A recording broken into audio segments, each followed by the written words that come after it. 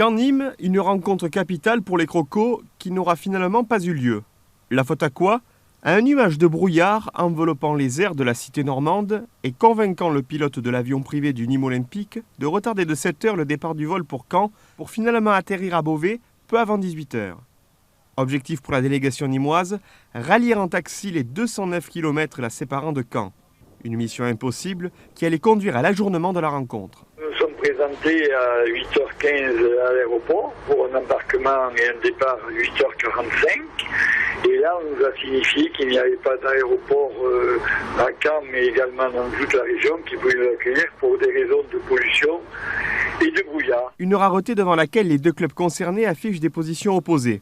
Si le Nîmes Olympique entend plaider le cas de force majeure auprès de la commission des compétitions de la LFP pour demander un report du match, le stade Malherbe de Caen conteste cette version en affirmant détenir des documents attestant que l'avion des footballeurs nîmois pouvait atterrir à l'aéroport de Caen-Carpiquet à partir de 15h. On a simplement obéi aux ordres qu'on nous donnait et puis à un moment donné, on a quand même pris la décision de faire ce qu'on pouvait pour rejoindre le terrain. Mais bon, même au dernier moment, quand le pilote a décidé de se dérouter sur Beauvais, on a tout mis en œuvre pour rapidement rejoindre le stade de Caen.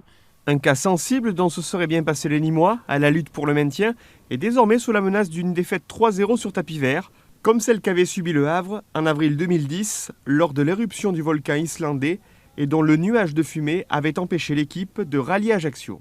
On va écouter ce qu'on va nous dire. S'il y avait quelque chose de malheureux qui devait arriver, on l'acceptera.